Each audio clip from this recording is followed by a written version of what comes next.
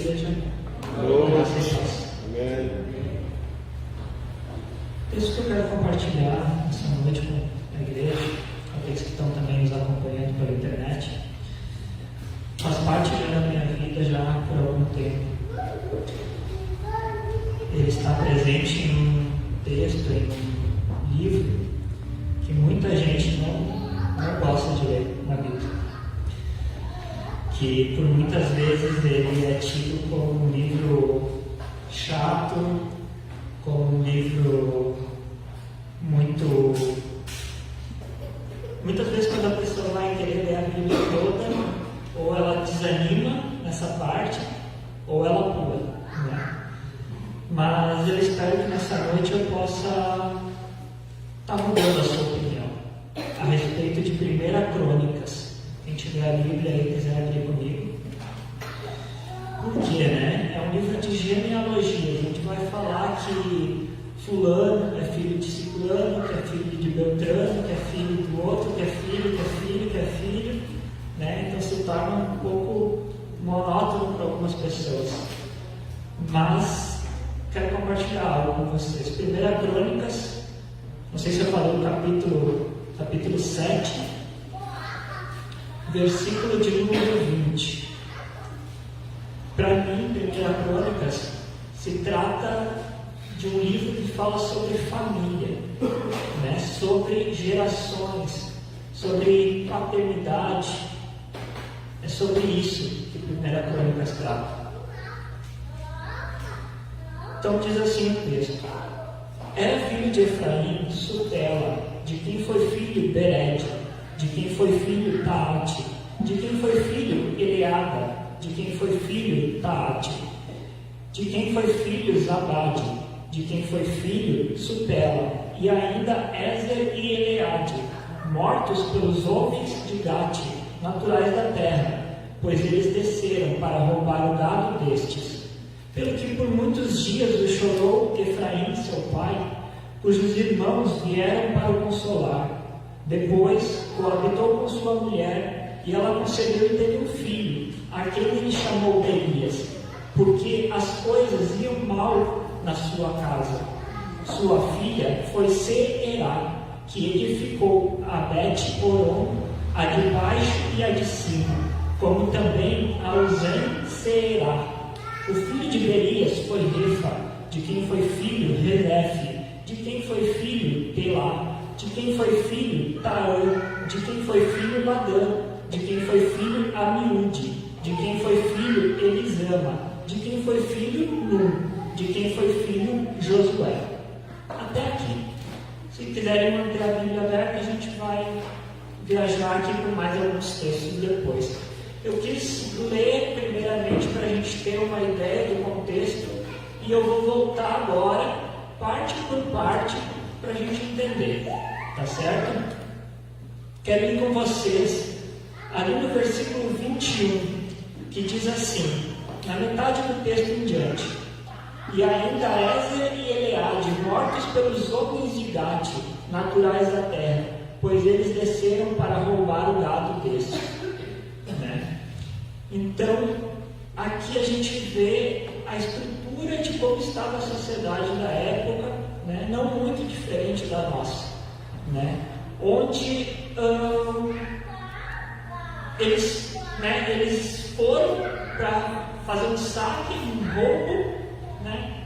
E assim também acabaram matando dois homens, né? Não diz a idade, se eram crianças, se eram jovens, adolescentes, ou se eram adultos, né?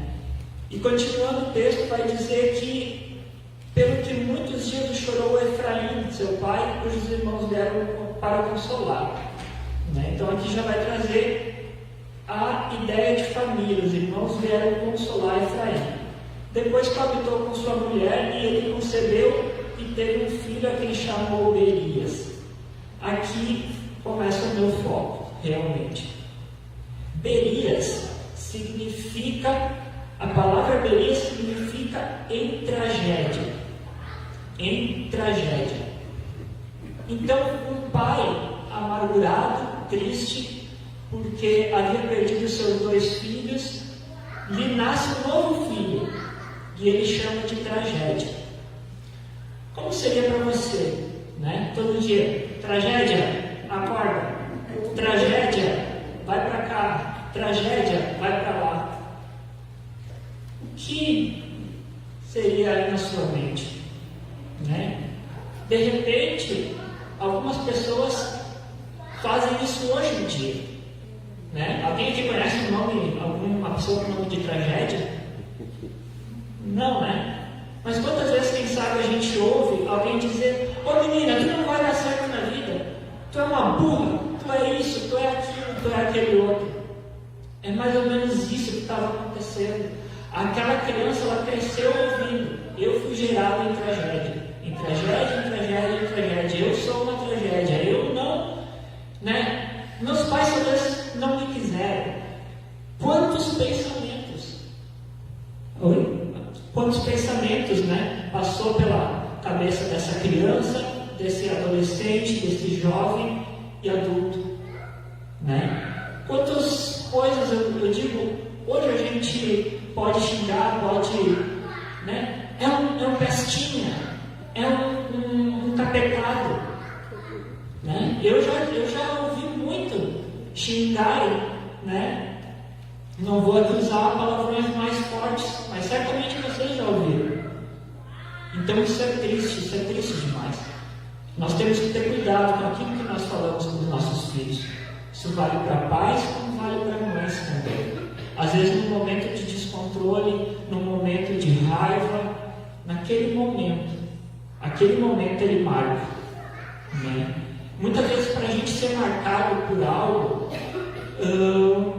a experiência ruim, e que ela é drástica, ela marca mais do que uma experiência boa. É necessário muitas outras experiências boas para que a ruim seja apagada.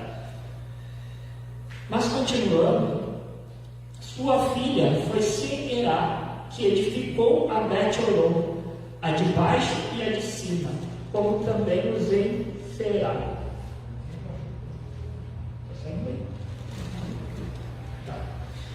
Então, aqui também me chama a atenção, porque está falando de uma mulher. A Bíblia diz que nasceu a filha, e a filha se chamou Será.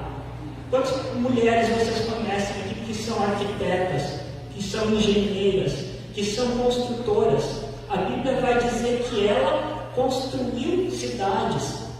Então eu vejo assim, das duas uma, ou esse homem chamado Berias, ele conseguiu mudar a sua história, ele entendeu que ele não era uma tragédia e começou a construir algo novo na sua filha, ou a sua filha teve uma visão diferente e conseguiu ser alguém. Se hoje em dia é possível que a gente encontre mulheres na construção, mulheres, né, nesses ramos que parecem ser mais braçal, mais de homem fazer, mas não é tão comum assim, imagina naquela época. Naquela época onde as mulheres eram praticamente perdidas, né? Às vezes havia pactos entre duas famílias que queriam enriquecer, então seus filhos se uniam para unir suas riquezas, né? Mulher naquela época era para dar filhos e deu. Essa mulher é uma guerreira, né? Para mim, muitas dessas pessoas com quem eu vou falar agora são ilustres heróis desconhecidos da Bíblia, né? Pessoas que não são conhecidas, mas que a gente, pelo contexto da palavra aqui, nós conseguimos imaginar, criar uma cena de como era a sua realidade. Agora eu vou pular um pouco aqui e vou falar no versículo 27, que vai dizer assim: de quem foi filho Num, de quem foi filho Josué. Este Num, né? Josué, quem já ouviu falar de Josué aqui? Né? Josué todo mundo conhece, ok? E Num, alguém já ouviu falar? Né? Eu quero falar um pouquinho de Num. Se eu fosse escolher para mim um personagem que eu mais gosto de toda a palavra, tirando Jesus Cristo, seria Num. Na Então, ele é muito especial. Se nós vemos ali, como eu li, de Será até Num, existe uma grande genealogia, muitos filhos. E a gente precisa entender uma coisa, a gente precisa entender o contexto de Num. Nós sabemos que Josué foi aquele homem que, quando Moisés morreu, Josué continuou a levar o povo que era escravo, que passou pelo deserto para entrar em Canaã, né? A gente conhece, até tem uma música que diz, né? Vem com Josué, estar em Jericó, né? E as muralhas caíram. Toda essa história a gente conhece. E Num veio desse contexto. Num veio de um contexto de escravidão. Certamente seu pai era escravo, seu avô era escravo, seu bisavô era escravo. Foram 400 anos de escravidão. Mais uma vez eu pergunto, como é a mente de um escravo? Escravo, quando tinha um filho, muitas vezes não tinha alegria de ter aquele filho, porque ele tinha um filho e ele sabia, meu filho vai ser escravo. Nada do que um escravo tinha era propriamente dele, certo? Sua família, sua esposa e suas filhas, elas eram tomadas deles, pelos egípcios, para trabalharem na casa dos egípcios, para serem como prostitutas lá. Tantas coisas terríveis, né? Então, como era a mente de Num? Mas Num foi alguém muito especial, e eu vou mostrar por quê. Gostaria que você me acompanhasse agora, voltasse um pouquinho a sua Bíblia e fosse no no livro de Deuteronômio, por gentileza. Deuteronômio, capítulo 13.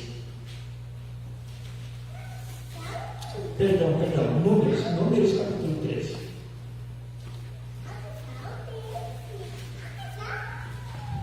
Estão conseguindo entender onde é que eu quero chegar?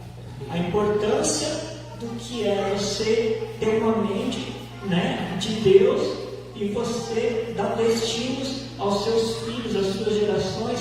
Talvez vai ser a um conhecido, talvez não vai ser propriamente os filhos, mas um conhecido, um amigo, pode ser um vizinho, né? Como você trata com as pessoas. Números capítulo 13, versículo 1.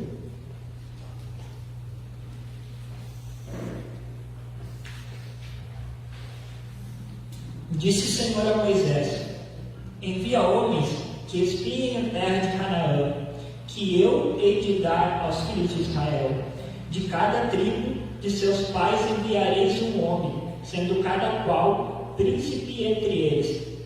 Olha que interessante, né? Escravos. E está dizendo que vai mandar um príncipe entre eles. Faz sentido? Né? Aqui já estava dizendo que você não é mais escravo. Você não é mais escrava. Você é um príncipe. Você é uma princesa. Você é um rei. Você é uma rainha. Você é conquistador. Você não é mais escravo. Você é senhor agora. Estava dando destinos. Enviou-os Moisés do deserto de Parã, segundo o mandado do Senhor. Todos aqueles homens eram cabeças dos filhos de Israel. São esses os seus nomes: da tribo de Ruben, Samua, filho de Zacur; da tribo de Simeão, Safate, filho de Ori; da tribo de Judá, Caleb, filho de Jefoné; da tribo de Sacar, Gigeal, filho de José; da tribo de Efraim, Oséias, filho de Num. Olha que interessante, né? Nós não lemos no texto anterior que Num era pai de Josué, e aqui está Oséias, né? Oséias, filho de Num.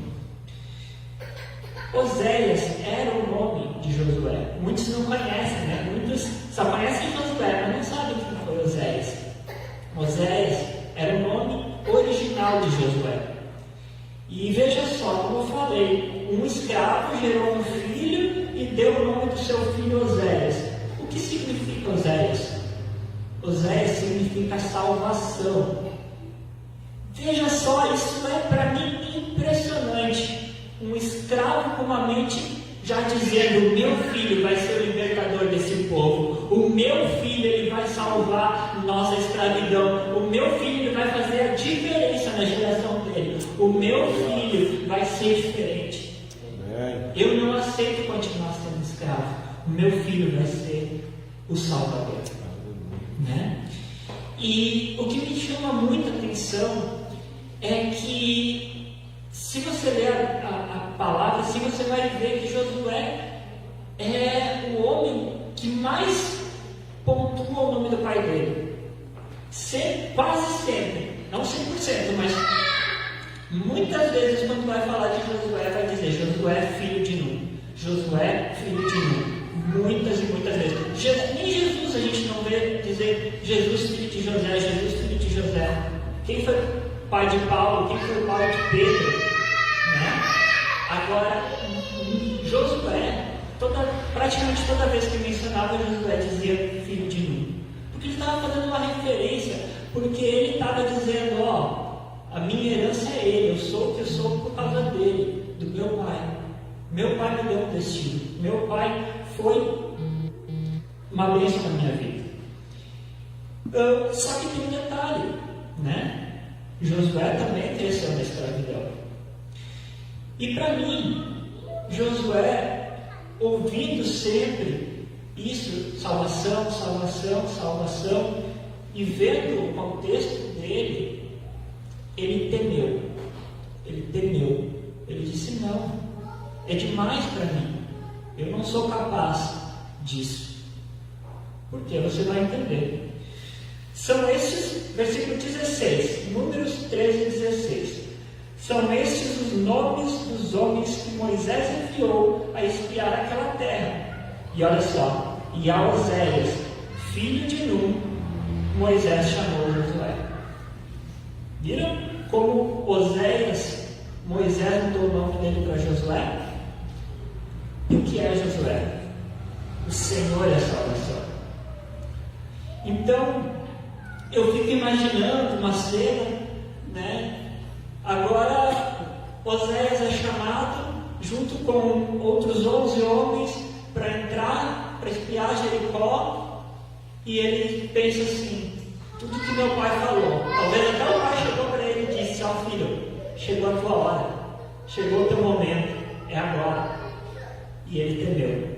Ele disse, não, mais de 2 milhões de homens, fora crianças e mulheres, é muito para mim. Eu sozinho fazer, guiar esse povo, conquistar essa terra, não, eu não consigo. Como qualquer um de nós, quantos desafios às vezes se apresentam em nossas vidas, e a gente acha que não pode, que a gente não consegue, que é demais para a gente. Né? Se fosse pedir um testemunho, todo mundo teria. Então eu creio que ele vai até Moisés. A Bíblia vai dizer que eles já eram bem próximos.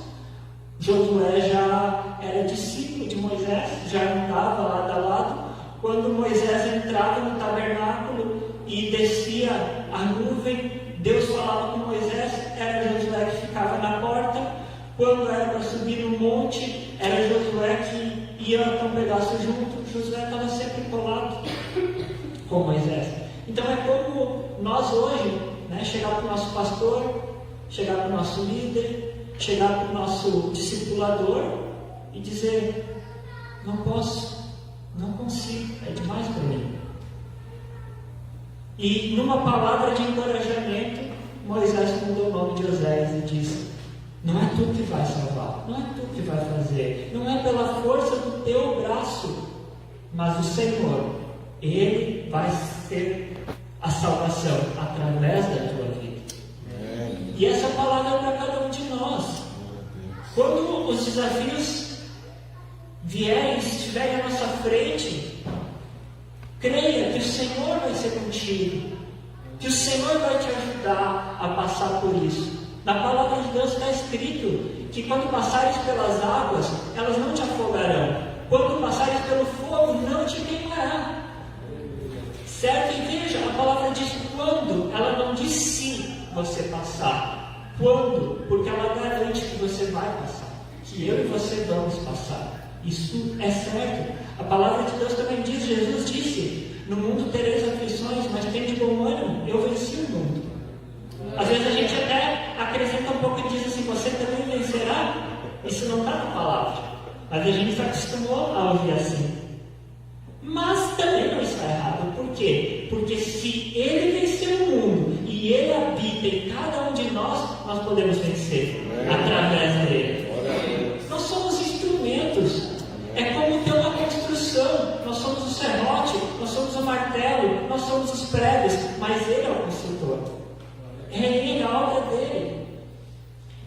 Então, Moisés, chama Oséias para se chamar de Josué. Daqui a pouco você pode dizer, mas como é que pode garantir, Samuel, que ele teve medo? Como? Vamos lá comigo. Josué, capítulo 1.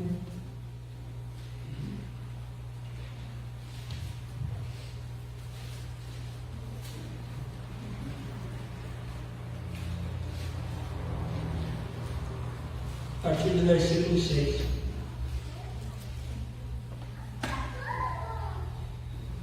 Aqui, Moisés havia acabado de morrer e Deus estava falando com Josué. O próprio subtítulo vai dizer: Deus fala a Josué e a irmão. Versículo 6 vai dizer: ser forte e corajoso, porque tu farás este povo herdar a terra, que sob juramento prometi dar aos teus pais. Então somente ser forte e muito corajoso, para teres o cuidado de fazer segundo toda a lei que meu servo Moisés te ordenou. Dela não te desvies, nem para a direita nem para a esquerda, para que sejas bem-sucedido por onde quer que andares. Não cesses de falar deste livro da lei, antes medita nele dia e noite, para que tenhas cuidado de fazer segundo tudo quanto nele está escrito.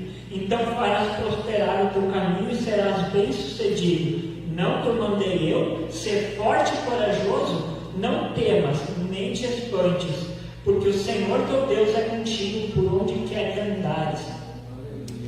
Deus é como se Ele estivesse selando a palavra de Moisés.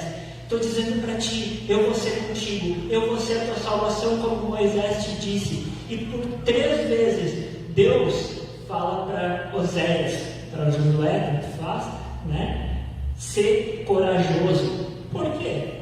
Porque certamente ele era medroso. Senão, não haveria necessidade de Deus falar 3 vezes para ele ser corajoso. Certamente porque ele era medroso. Então, palavras, meus queridos irmãos, são muito importantes. Elas têm um peso que às vezes a gente não consegue imaginar. Aquela palavra que escapa sem querer, Os pastores aqui me ensinaram muito a ser proposital nas coisas, Como é que vocês falam mesmo? Intencionais, isso, Então, a gente, às vezes, dirigir palavras para as outras pessoas de forma intencional. Às vezes aquela pessoa que você até no trabalho, por exemplo, você não gosta dela, Ela não gosta de você. Dirija palavras para ela que abençoem a vida dela. Se você não conseguir falar para ela, fale no seu íntimo, fale na sua oração. Dirija palavras, porque palavras têm grande poder na vida das pessoas, Então, essa é a palavra que hoje eu gostaria de compartilhar com vocês. E quero aproveitar e declarar que essa igreja, essa casa, vai crescer muito em nome de Jesus, vai ganhar muitas almas para o reino de Deus, vai ter homens e mulheres santos, irrepreensíveis, homens e mulheres de oração.